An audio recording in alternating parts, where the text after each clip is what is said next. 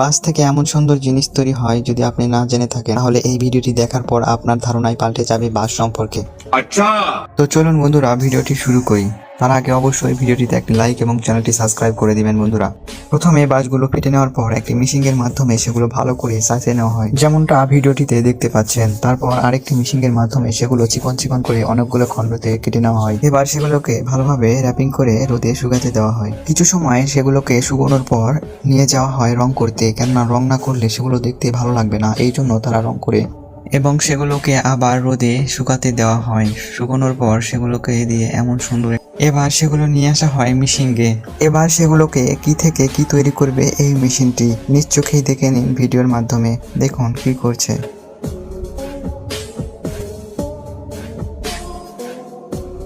তৈরি করার শেষে সেগুলো সুন্দর দেখানোর জন্য দুই ধার ভালোভাবে কেচির মাধ্যমে কেটে নেওয়া হয়, যেমনটা ভিডিও